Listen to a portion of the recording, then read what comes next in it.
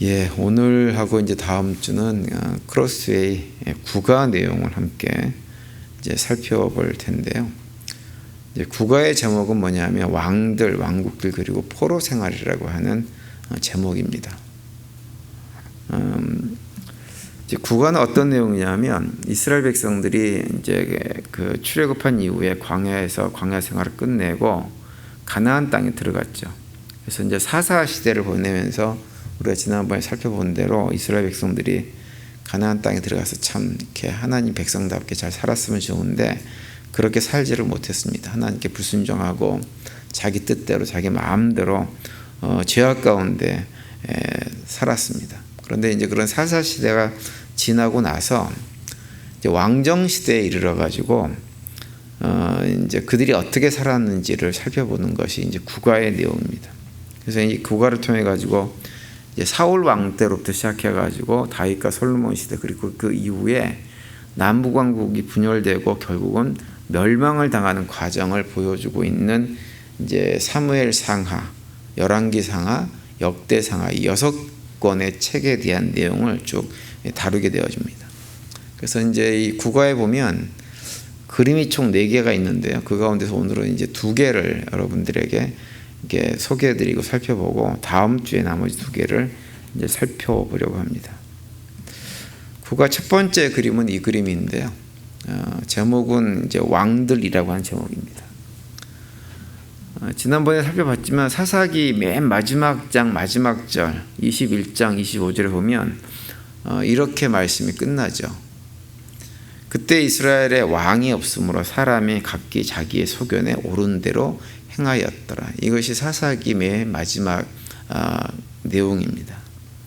여기서 이제 그 사사기 맨 마지막 부분에 있어가지고 이스라엘 백성들이 왕이 없음으로 해가지고 자기 소견에 옳은 대로 했다라고 하는 말씀은 사사 시대가 굉장히 하나님 보시기에 부정적인 그들의 신앙에 잘못된 그런 시대였다라고 하는 거 전제 속에서 이런 말씀을 하고 있는 거예요. 그러면서 왜 그들이 그렇게 자기의 소견에 옳은 대로 자기들 마음대로 살았느냐? 왕이 없어서 그런 것이다. 그 얘기를 하면서 이제 이 얘기를 통해 가지고 어떤 왕의 필요성 그리고 이제 사무엘상으로 넘어가게 되어지면 마침내 왕이 이스라엘 백성들 가운데서도 생길 것이다라고 하는 것을 이제 보여주는 것이 이 사사기 21장 25절 말씀이라고 할 수 있습니다. 사사 시대도 사실은 사사들이 왕과 비슷한 역할을 하긴 했어요. 그래서 사사들이 이제 주변의 이스라엘 백성들을 억압하는 이방 민족들로부터 이스라엘 백성들을 구원하는 역할들을 많이 했죠. 그래서 그것만 놓고 보면 뭐 굳이 왕이 필요했을까? 사사가 어떤 왕으로서의 역할을 충분히 잘 하고 있었는데 왕이 필요했을까라고 하는 그런 생각이 좀 들 수가 있지만 사실은 사사가 좀 가지고 있었던 문제점은 뭐였냐면 사사의 역할이 굉장히 지역적인 역할이었다고 하는 거예요. 그러니까 이스라엘 공동체 전체를 통솔하고 이끌어 나갈 수 있는 역할을 하는 것이 아니라 굉장히 지역적인 문제, 언뜻 보면 왕과 비슷한데 굉장히 지역적인 문제를 다루고 있어서 여러 가지 한계를 가지고 있었죠. 그래서 좀 더 이제 세월이 지나가면서 중앙 집권적인 어떤 형태로 국가를 갖다가 이렇게 통솔하고 해 나갈 그런 질서를 가져다 줄 왕이 이제 어떤 그 필요한 그런 상황이 되어진 것입니다. 우리가 보통 이제 사사기에 나온 사사들을 얘기할 때 그 사사들 한 사람 한 사람들을 누구로 이렇게 얘기를 많이 하냐면 예수 그리스도의 모형이다 이렇게 설명을 많이 해요.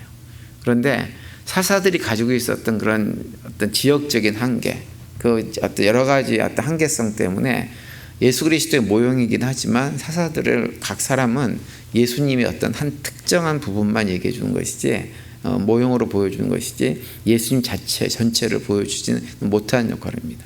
그래서 이제 그런 여러 가지 한계가 많이 있었기 때문에 이제 사사가 아니라 왕들의 필요성이 대두되어지는 것이 사사기 맨 마지막이고 마침내 사무엘상으로 가면 왕이 세워지는 과정을 우리에게 보여줍니다. 그래서 이제 그런 상황에 대해서 크로스의 교재에 보면 이렇게 설명을 좀 해놓고 있어요. 이스라엘 백성들이 애굽에서 광야를 거쳐 가나안 땅을 정복하고 각 지파별로 땅을 분배해서 거주를 했는데 첫 번째로 통치한 사람들이 사사들이었다.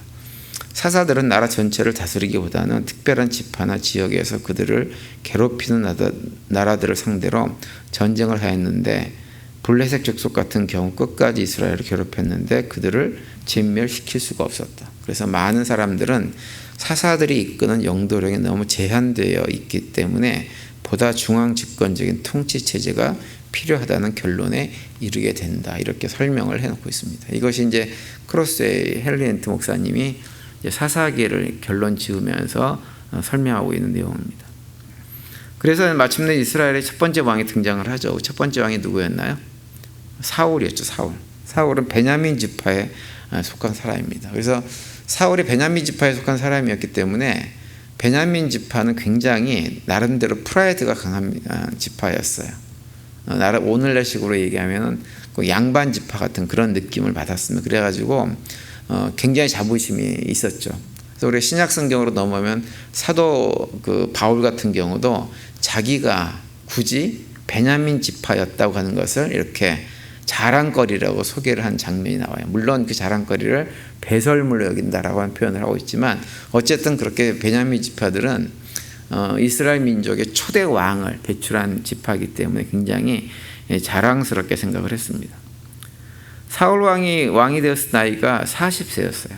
제가 새벽에 잠깐 나이 40에 대한 얘기를 말씀드렸는데요. 40이라는 나이는 완전히 무르익은 상태를 말하는 거예요. 완전히 무르익은. 한 사람이 성인으로서 자기의 어떤 역할을 감당하기에 충분하게 차고 넘치는 완성된 나이를 40세로 봅니다. 이제 그런 나이에 왕이 되었어요. 그래서 사무엘상 13장 1절에 보면 나이가 언급이 됩니다. 사울이 왕이 될 때 40세라 그가 이스라엘을 다스린 지 2년에라고 이렇게 언급을 하고 있죠. 근데 이제 완전히 그렇게 무르익어서 이스라엘 백성들을 통치할 만한 어떤 자격이나 능력이나 이런 것을 가지고 있기는 했었는데 우리가 잘 아는 대로 사울 왕의 통치는 굉장히 불행했었습니다. 그래서 그 사울 왕이 정확하게 몇 년 동안 이스라엘 통치했는지는 정확하게 나와 있지도 않아요. 초기에는 굉장히 통치를 잘했죠. 초기에는. 그래서 이스라엘 백성들을 잘 규합해가지고 수많은 전쟁에서 승리를 경험하고 이렇게 했었습니다. 근데 얼마 안 가서부터 이 잘못된 통치를 하기 시작했어요. 실수를 저지른 거죠. 대표적인 실수가 뭐냐면 사무엘상 13장에 가면 전쟁을 나가기 전에 이제 하나님께 제사를 드려야 되는데 그 제사장 역할을 당시 하고 있던 사람이 누구였냐면 사무엘이었어요. 근데 사무엘이 약속한 시간보다 늦게 왔어요. 사실은 사무엘도 좀 잘못한 게 있긴 있어요. 정시에 와야지 왜 시간 약속을 어기냔 말이에요. 늦게 왔어요. 그러니까 늦게 오니까는 전쟁은 나가야 되겠고 사무엘은 오지 않으니까 이 사울이 어떻게 하냐면 자기가 어떻게 해요? 제사장 역할을 대신해 버립니다. 그래서 그것 때문에 사무엘한테 굉장히 심하게 책망을 받죠. 근데 이제 그때 실수를 그때 한 번 했으면 괜찮았어요. 그런데 더 큰 문제는 뭐냐면 사무엘상 15장입니다.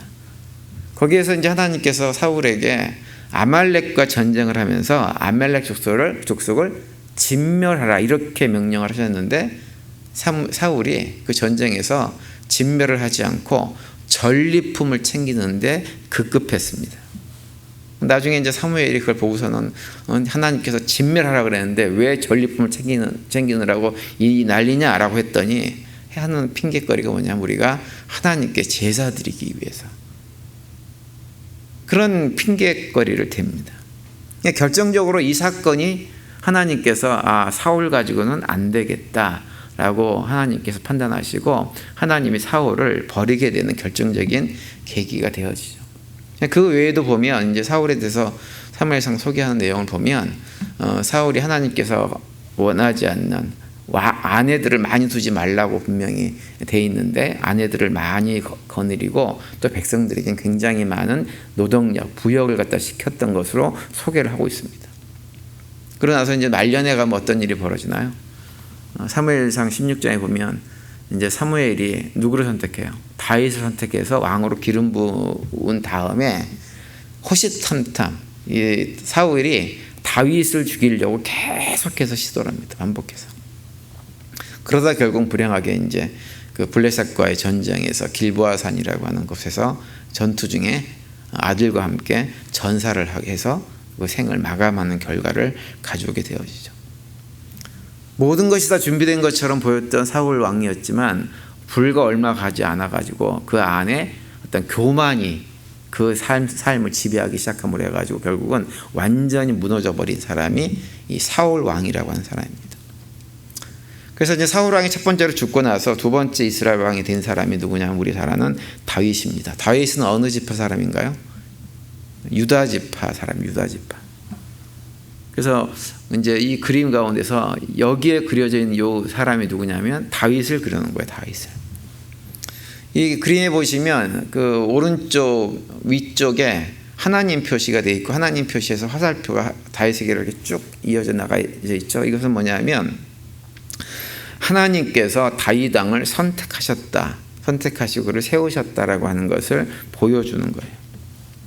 그런데 이 다윗은 사울과는 완전히 달랐죠. 우리아의 아내 밧세바를 범하고 우리아를 전쟁터에 죽게 만든 잘못을 제외하고는 다윗 같은 경우는 일평생 하나님의 말씀에 순종하면서 하나님의 뜻에 따라서 살아가려고 애를 썼던 사람이 다윗입니다. 다윗 왕이 처음 이제 왕이 된 다음에 통치했던 지역은 헤브론 지역이라는 곳에서 7년을 통치했어요. 그리고 나중에 예루살렘을 점령하고 그것에 궁을 세운 다음에 그것으로 이주해가지고 33년을 예루살렘에서 통치합니다. 그래서 총 40년을 통치한 거예요. 40년을.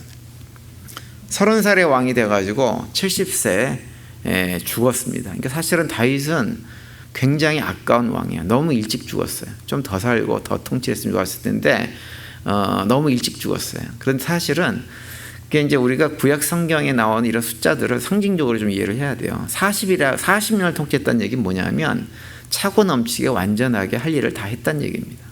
그 역할을 자기를 다 하고서 생을 마감한 거죠. 그래서 이제 원래 그림으로 돌아가면 이 그림 보면 이 오른쪽에 있는 노란색과 빨간색 부분을 뭘 얘기하는 거냐면 이 지역이 다윗 왕이 통치했던 지역을 그려놓은 것입니다. 요단강을 중심으로 해가지고 상당히 가나안 지역뿐만 아니라 저 남쪽, 북쪽 굉장히 넓은 지역을 통치했는데 저 가운데서 빨간색 지역은 이제 성경을 이렇게 연구해 보면 다윗 왕이 직접 통치를 한 지역으로 이렇게 확인되어지는 곳이고 그 노란색 지역은 점령지로 이제 그 직접 통치는 하지 않지만 어떤 식민지처럼 그렇게 통치했던 지역이 이 지역입니다. 그러니까 굉장히 넓은 지역을 정복해서 다스렸어요. 그래서 이스라엘 백성들이 지금도 저 때를 그리워하죠. 저 때가 회복되기를 원하죠. 다윗 왕은 우리 한국식으로 얘기하면 누구랑 비슷한 사람이냐면 광개토 대왕하고 비슷한 사람이 다윗 왕입니다. 우리도 굉장히 광개토 대왕을 갖다가 그리워하잖아요. 그분이 세웠던 그 만주 대제국 굉장히 그리워하는데 이스라엘 사람들은 지금도 그 다윗 시대의 통치를 굉장히 그리워합니다. 그런데 이제 다윗 통치 지역을 이렇게 보시면 가운데 보면 노란색으로 뭔가 그려놓은 게 있어요. 가운데를 이렇게 확대해 보면 이렇게 돼 있어요. 가운데에 보면 노란 게 뭐가 있죠? 이게 뭐 같이 보이세요? 법궤를 그려놓은 법궤를. 왜 이걸 그려놨냐면 다윗은 무엇을 중심으로? 법궤를 중심으로 나라를 통치했기 때문에 그래요. 그러니까 다윗은 법궤를 굉장히 사랑했어요. 법궤를 왜 사랑했을까요? 그 안에 뭐가 있으니까. 하나님의 말씀이 그 안에 들어있고 법궤는 무엇을 상징하냐면 하나님의 임재를 상징하는 것이 법궤입니다. 그래서 사울 왕 시대에 이 법궤가 그 블레셋 사람들에게 빼앗겼잖아요. 그죠? 그래서 오랫동안 블레셋 지역에 있었다가 나중에 다윗 왕이 된 다음에 그가 다시 이렇게 회수해 가지고 예루살렘 성으로 이렇게 맞아들이는 과정들을 하죠. 근데 그때 얼마나 기뻤던지 성경에 보면 다윗 왕이 막 신나게 춤을 추다가 자기 하체가 다 드러날 정도로 춤을 췄다고 하는 내용이 성경에 기록이 되어 있어요. 그만큼 다윗은 하나님이 자신의 삶에 들어오는 것, 자기 나라 통치의 중심에 들어오는 것을 기뻐했던 사람입니다. 그래서 사무엘하 6장 14절 이하에 보면 이렇게 되어 있습니다. 다윗이 여호와 앞에서 힘을 다하여 춤을 추는데 그때 다윗이 배 에봇을 입었더라. 다윗과 온 이스라엘 족속이 즐거이 환호하며 나팔을 불고 여호와의 궤를 메어오니라 이렇게 말씀을 하고 있어요. 굉장히 기뻐서 춤을 췄어요. 그래서 이 말씀 뒤에 보면 다윗의 하체가 드러나는 이런 장면을 보면서 그 당시에 그 다윗의 아내였던 미갈, 사울 왕의 딸이죠. 미갈이 채통 없이 왕이 돼가지고 춤을 추느냐고 이렇게 핀잔을 주고 비난하는 그런 장면도 나옵니다. 근데 어쨌든 그런 거 상관하지 않고 다윗은 그만큼 법궤를 중요하게 생각하고 법궤를 중심으로 하나님 말씀을 중심으로 나라를 통치하려고 애를 썼던 사람이 바로 다윗입니다. 그래서 출애굽기 25장에 보면 법궤가 가지고 있는 의미를 또 이렇게도 설명을 하고 있어요. 속죄소를 궤 위에 얹고 내가 내게 줄 증거판을 궤 속에 넣어라. 거기서 내가 너와 만나고 속죄소 위에 있고 증거궤 위에 있는 두 그룹 사이에서 내가 이스라엘 자손을 위하여 내게 명령한 모든 일을 내게 이르리라 이렇게 돼 있어요. 여기서 이제 속죄소라고 하는 것은 법궤 뚜껑을 말하는 것입니다. 뚜껑. 그래서 그 법궤를 만든 다음에 그 안에다가 언약 돌판을 집어넣고 하나님 말씀의 언약 율법을 집어넣고 그 위에다가 속죄소 돌판 이렇게 덮는 거예요. 뚜껑을. 거기에 두 천사 모양의 그룹이라고 하는 천사의 모양이 있고 그 가운데서 하나님께서 이스라엘 백성들에게 말씀하시겠다고 하는 거죠. 그러니까 속죄소는 하나님의 임재의 상징입니다. 그러니까는 사회 입장에서는 법궤처럼 중요한 것이 없는 거예요. 그래서 다윗은 철저하게 법궤를 사랑하는 것만큼 하나님 말씀을 사랑했고 하나님 중심으로 삶을 살려고 했던 사람입니다. 그런 의미에서 다윗은 예수 그리스도의 온전한 모형이라고 해도 과언이 아니었던 사람입니다. 이제 그렇게 이제 하나님의 말씀을 사모하고 법궤를 사랑했기 때문에 나중에 이제 다윗이 어떤 생각을 하냐면 본인이 왕이 되고 나서 나라가 견고하게 서고 특별히 자기가 예루살렘에다가 아름답게 궁전을 지어서 살면서 어떤 생각을 했냐면 나는 이렇게 아름다운 궁전에 사는데 하나님의 법궤는 여전히 옛날 수백 년 전에 광야에서 지은 성막 가운데 있는 것이 다윗은 굉장히 마음이 아팠어요. 그래서 하나님의 법궤를 모신 성막도 이렇게 천막으로 되어져 있는 낡은 천막에 모실 것이 아니라 아름답게 성전을 지어서 그 안에다 모셨으면 좋겠다. 이렇게 다윗이 생각을 했죠. 그런데 처음에 이제 다윗이 그 나단 선지자한테 그런 계획을 얘기하니까 나단 선지자가 어떻게 하나요? 지으세요. 예, 좋은 생각입니다. 이렇게 얘기를 했어요. 그런데 나단 선지자가 그 얘기를 하고 돌아섰는데 하나님께서 나단 선지자에게 성전을 짓지 못하게 하십니다. 왜 이유가 무엇이냐? 다윗이 전쟁을 많이 한 사람이기 때문에 전쟁을 통해서 너무 많은 피를 흘려서 그 손에 피가 많이 묻어있기 때문에 그런 손으로 하나님의 성전을 지을 수 없다는 것이 원인이었어요. 하나님께서 짓지를 못하게 합니다. 그래서 역대상 22장에 보면 그 내용이 나오죠. 22장 8절에 보면 여호와의 말씀이 내게 임하여 이르시되 너는 피를 심히 많이 흘렸고 크게 전쟁하였느니라. 내가 내 앞에서 땅에 피를 많이 흘렸은즉 내 이름을 위하여 성전을 건축하지 못하리라 이렇게 얘기합니다. 사실은 다윗 왕 시대에는 모든 물자가 풍부했고요. 나라가 힘이 원체 강성했기 때문에 하나님의 성전을 짓고도 남을 만한 능력이 있었던 때가 다윗 왕 시절입니다. 그런데 하나님께서 다윗에게 성전을 짓지 말라. 전쟁을 많이 해서 피 묻은 손으로 성전 지을 수 없다라고 얘기를 하자 다윗이 그 얘기를 듣고 그대로 순종합니다. 우리가 이제 이 다윗의 이 장면을 통해서 우리 한 가지 좀 짚고 넘어가야 될 것이 있어요. 그게 뭐냐면 제가 오늘 새벽에도 말씀드렸지만 우리가 하나님의 일을 감당한다고 하는 것은요. 그 일을 함에 있어서 나에게 그걸 할 만한 능력이 있느냐 없느냐 하고는 별로 상관이 없다고 하는 거예요. 중요한 건 뭐냐면 하나님께서 그 일을 허락하시느냐가 중요한 거예요. 내가 할 수 있느냐 없느냐 중요한 문제가 아니에요. 근데 우리는 자꾸 내가 할 수 있다고 해서 하려고 합니다. 그래서 하면 그 일이 잘 되냐면 꼭 이런 시끄러운 문제를 야기해요. 내가 능력이 있어서 하게 되어지면. 하나님의 일, 공동체, 신앙 공동체 일은 결코 내가 능력이 있어서 하는 게 아닙니다. 내가 능력이 없다고 못하는 것도 아니야. 거꾸로 얘기하면 내 능력이 있고 없고 아무 상관이 없는 거예요. 그래서 우리가 공동체에서 어떤 일을 할 때 유일하게 신경 써야 될 것은 뭐냐면 우리에게 능력이 있느냐 없느냐를 생각할 것이 아니라 이 일이 하나님께서 원하시는 일인가, 하나님께서 허락하신 일인가, 그것이 중요한 것이지 내 능력, 우리 능력 여부하고는 아무 상관도 없다고 하는 것입니다. 예를 들어서 우리가 이제 몇 주 전에도 어떤 분하고 우리 교회 건축에 대해서 또 무슨 얘기를 하시더라고요. 그래서 얘기를 하고 그랬는데요. 교회 건축을 예를 들자고요. 우리 교회가 재정적으로 능력도 있고 다 있어요. 근데 그것이 있다고 하는 게 아니에요. 그것이 있다고 해서 우리가 능력이 있으니까 실력이 있으니까 하게 되어지면 오히려 그것 때문에 교회가 큰 분란이 일어나는 경우도 많이 있습니다. 근데 거꾸로 우리가 능력이 없어요.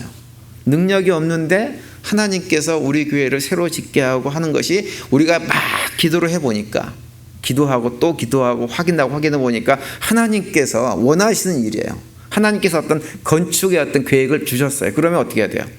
하는 거예요. 그러면 그것이 우리가 해야 될 자세지 내 능력 있고 없고는 아무 상관이 없는 것입니다.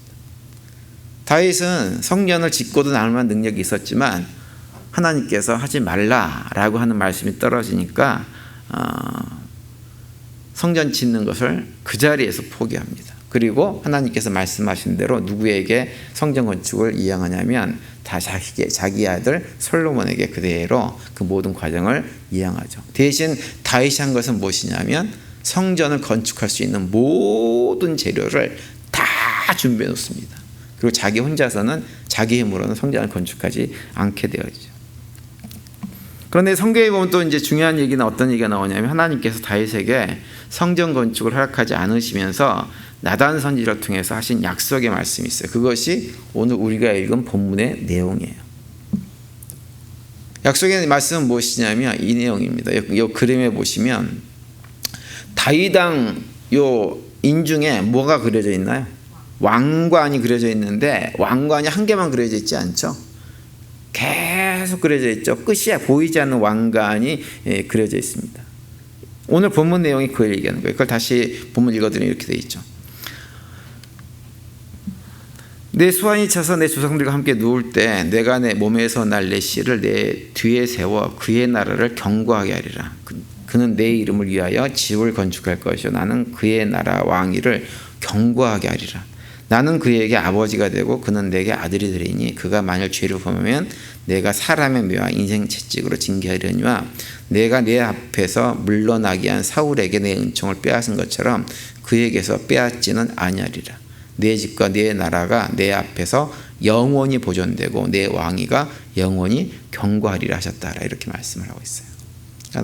다윗에게 허락한 그 왕위를 설사 잘못한 일이 있다고 해도 그걸 사울에게 했던 것처럼 빼앗지 않고 그 왕위를 영원히 하게 해주겠다고 하나님께서 약속해 주신 거예요. 그래서 이 그림에서 왕위가 계속 이어지는 모양으로 그려져 있는 거죠. 그런데 이제 하나님께서 이렇게 약속을 하셨는데 실제 역사를 보면 어떻게 됐나요? 실제 역사를 보면 다윗 왕조가 어떻게 됐냐면 나중에 남북왕국으로 갈리고 북왕국 망하고 남왕국도 망하고 남왕국 망할 때 완전히 마지막 왕인 히드기야 왕 같은 경우는 눈 다 빼일고 왕자들 다 죽게 되어지고 완전히 씨가 말려진 상태로 포로로 잡혀갑니다. 완전히 대가 끊어져 버립니다. 그러면 이건 뭔가 하나님께서 분명히 그 왕위가 영원할 거라고 하셨는데 어떻게 바벨론에게 그렇게 멸망을 해가지고 왕족이 씨도 다 말려버린 이런 상황이 벌어졌을까? 하나님께 언약이 잘못된 것인가? 잘못된 것일 수가 없죠. 그러면 하나님께서 하신 약속, 언약의 말씀 우리가 새롭게 봐야 됩니다. 영원히 계속될 것이라고 하는 말씀은 무엇인가? 무엇을 상징하는 건가요?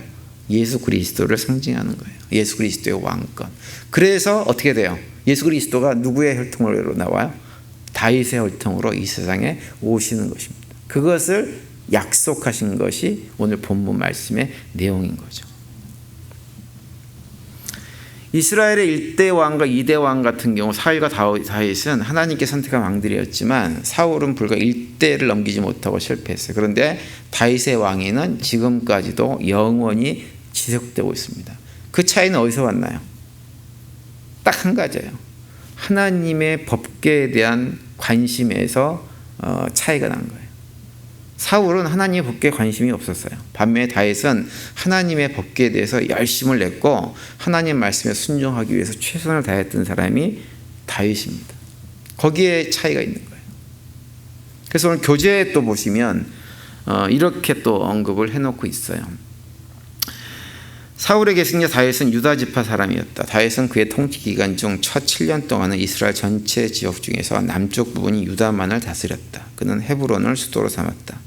북쪽 지역은 사울의 아들인 이스보셋이 통치했는데 결국에는 다윗에게 복속되었다. 다윗은 수도를 예루살렘으로 옮기고 언약궤를 가져다가 특별히 준비한 장막 성소 안에 두었다. 예루살렘은 이스라엘 국가의 정치적 경제적 중심지가 되었다라고 언급을 소개를 하고 있죠. 여기까지 내용이 이제 무엇이냐? 남북왕국이 분열되기 이전의 상황입니다. 그래서 이 분열왕국 이전에 두 왕의 모습을 통해서 우리가 스스로 점검할 것은 무엇이냐면 우리는 지금 누구의 길을 가고 있는가라고 하는 것을 점검을 해야 돼요. 우리 모두도 어떻게 택함을 받은 사람들이에요? 왕 같은 제사장으로 택함을 받은 하나님의 백성들입니다. 그런데 우리가 사울의 길을 걷고 있나요? 다윗의 길을 걷고 있나요? 그걸 점검을 해야 됩니다. 저는 우리 모든 성도님들이 사울의 길이 아니라 다윗이 걸어간 그 길, 하나님의 말씀을 무엇보다도 소중하게 생각하고 하나님 말씀에 철저하게 순종하기 위해서 최선을 다하는 그 길을 걸어갈 수 있게 되기를 간절히 바랍니다. 그래서 그 길을 걸어가시면서 하나님께서 우리에게 주시고자 하는 영원한 복락을 누리면서 살아가는 우리 모두가 되시기를 간절히 바랍니다. 그리고 이제 두 번째 그림은 이 그림인데요. 이 그림 제목은 왕국들입니다. 오른쪽 그림 오른쪽에 보시면 왕국이 두 개로 이렇게 구분되어져 있죠. 초록색으로 된 곳은 북왕국 이스라엘을 지금 표시해 놓은 거고요. 예, 노란색으로 그려놓은 지역은 남왕국 유다를 표시해 놓은 거예요. 솔로몬 이후에 르호보암 왕 때 이르러 가지고 이스라엘이 남과 북으로 두 개의 나라로 갈리죠.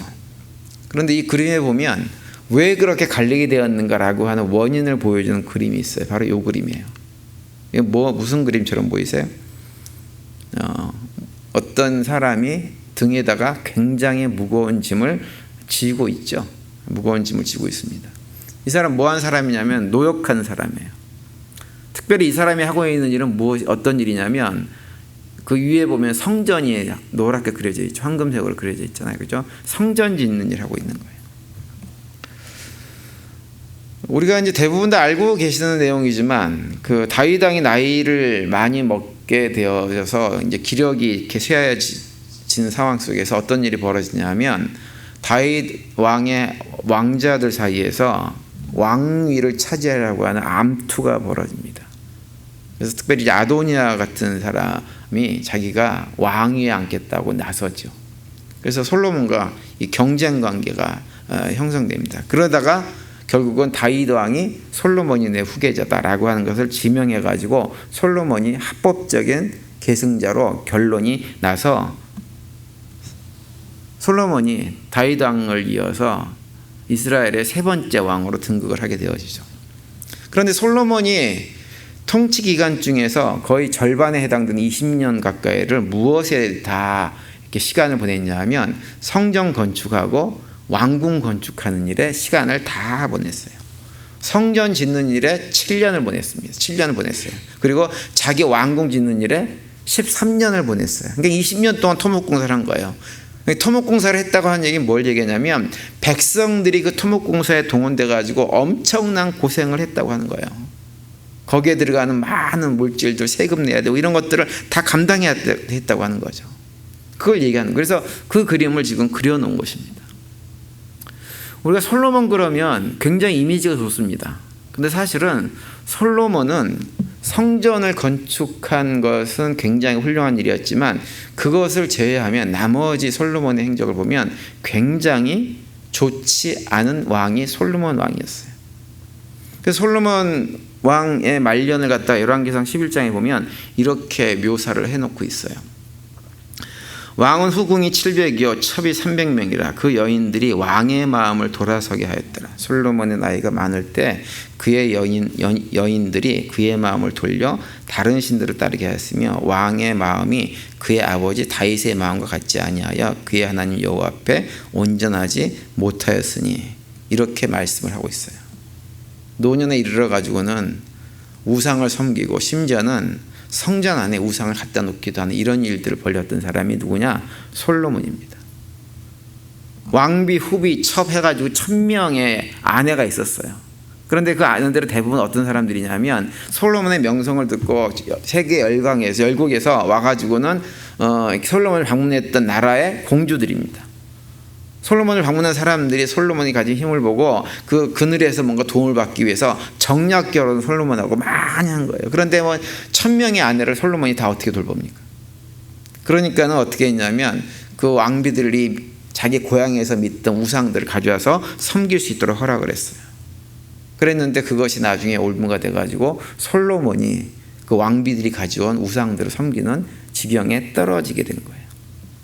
하나님께서 화를 많이 내셨어요. 근데 다윗과 한 약속 때문에 그냥 넘어갑니다. 그래서 솔로몬은 성전을 짓는 일은 굉장히 훌륭하게 했지만 그거 외에는 여러 가지로 신앙적으로도 봐도 그렇고 정치적으로도 봐도 그렇고 백성들과의 관계에서 봐도 그렇고 굉장히 좋지 않은 역할을 했던 사람이 솔로몬입니다. 우리가 솔로몬에 대해서 가지고 있는 환상을 버려야 돼요. 솔로몬은 지혜로운 왕이다라고 하지만 사실은 그건 초기에 잠깐이고 나머지는 굉장히 어리석은 일들을 많이 했던 사람이 솔로몬입니다. 그래서 교재에 또 솔로몬에 대해서 이렇게 언급을 하고 있어요. 솔로몬 왕의 외부적인 업적은 눈부신 것이었지만 나라 안의 형편은 그렇게 순조롭지 못하였다. 특히 일반 서민층에서는 그 정도가 더욱 심하였다. 많은 백성들이 노예처럼 흑사당하고 과중한 부역과 강제 노동에 온종일 시달려야 했다. 심지어 솔로몬은 옛 지파의 경계를 없애고 행정 관할 지역으로 분할하기까지 했다. 왕국의 살림을 유지해 나가는데 엄청난 비용이 들었고 많은 첩들이 섬기는 거짓 우상들을 섬기는 일에 여념이 없었다. 이렇게 기록하고 있어요. 이게 솔로몬의 실체입니다. 그래서 지혜로운 솔로몬과는 굉장히 거리가 멀었던 사람이 솔로몬이죠. 그래서 이제 결국은 솔로몬이 죽은 이후에 솔로몬 통치 기간 동안에 했던 수많은 토목공사로 인해 가지고 문제가 생깁니다. 솔로몬을 이어가지고 왕이 된 사람이 르호보암이죠. 르호보암 왕이 되었는데 르호보암이 왕이 등극하자 북쪽 지파 사람들이 솔로몬의 아들 르호보암에게 찾아와가지고 솔로몬 시대에 주어졌던 과중한 부역과 세금을 좀 가볍게 해달라고 요청을 하죠. 그런데 르호보암의 그 요청을 받고 어떻게 반응하냐면 자기 아버지보다 더 무거운 짐을 그들에게 맡길 것이다라고 하는 식으로 백성들을 협박합니다.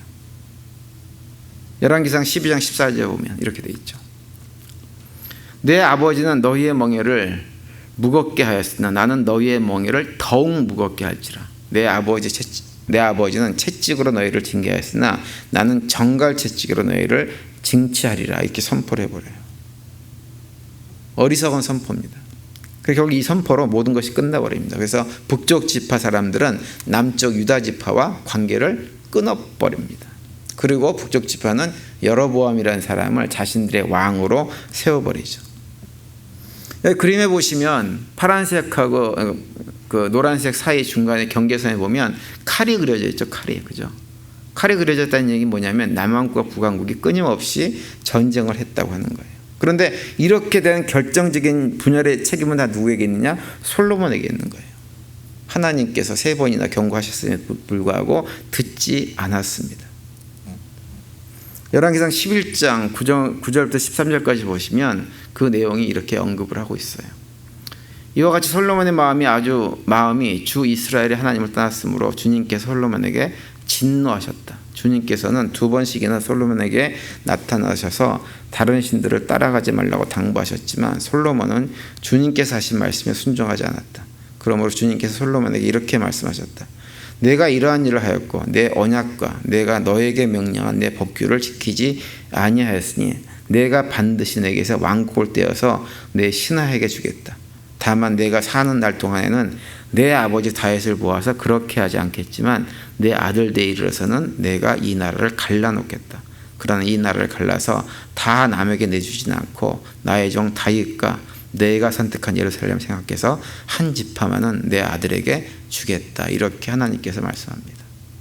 경고를 하셨음에도 불구하고 듣지 않아서 결국 이렇게 되었다고 하는 거예요. 그래서 나라가 쪼개져서 서로 싸우면서 이 이후부터는 남왕국 북왕국 모두 지옥을 경험합니다. 이방 민족이 침략을 받아서 결국은 멸망해버리는 결과를 가져오게 되었죠. 제가 늘 드리는 말씀이지만 이렇게 이스라엘 역사를 봐도요, 우리 삶을 지옥으로 만드는 것은 우리 자신입니다. 하나님께서 우리를 지옥으로 몰아가시는 것이 결코 아니에요. 우리 스스로 목을 곧게 해가지고 하나님 말씀에 불순종하고 그냥 내 욕심, 욕망에 이끌려 살아가면 어떻게 되냐면 자연스럽게 우리의 삶은 지옥이 되어져 갑니다. 제가 현대 사회를 보면서도 그런 생각을 많이 해요. 미국도 그렇고 한국도 그렇고 점점점 교회가 약해지고 신앙을 떠나버리는 사람들이 많아지죠. 하나님 말씀대로 살지 않고 다 내 욕망대로 살겠다고 하는 거예요. 내 욕망대로. 세상은 어떻게 되나요? 점점점 지옥으로 바뀌고 있는 것이 우리가 눈에 보고 있는 현실입니다. 그러니까 우리는 지옥을 가는 이유는 하나님이 우리를 심판해서 그리 가는 게 아니에요. 우리 스스로 그 길로 걸어 들어가는 것이 우리 인간입니다. 그런데 반대로 하나님은 우리가 그 길을 가려고 하는 우리들을 계속해서 어떻게 해서든지 구원해 보시기 위해서 온갖 수단을 다 쓰고 계시는 분이 우리 하나님이세요. 우리가 하나님께서 그렇게 노력하실 때 그 하나님의 노력에 긍정적으로 반응하고 순종하는 길이 무슨 길이냐? 우리의 삶을, 세상은 점점 지옥으로 바뀌지만 그 지옥같은 세상 가운데서도 하나님의 나라, 천국을 맛보고 경험하고 누리며 살 수가 있는 길입니다. 타락한 본성이 있어서 쉽지 않은 일이긴 하지만 그래도 최선을 다해서 하나님 부르시며 가면 우리 삶은 지옥 가운데서도 세상 사람들은 알 수 없는 평안들을 누리면서 살 수가 있게 되어지는 것이죠. 남은 한 주간 또 우리 교회 성도님들 모두 세상은 점점 힘들어지지만 그 힘든 가운데서도 하나님께 주시는 참된 평강들을 누리며 살아가는 우리 모두가 될 수 있게 되기를 간절히 바랍니다. 그 일을 위해서 무엇보다도 하나님 말씀 가까이 하고 말씀 묵상하고 말씀에 순종하는 삶을 살아낼 수 있는 우리 모두가 되시기를 간절히 축원을 드립니다.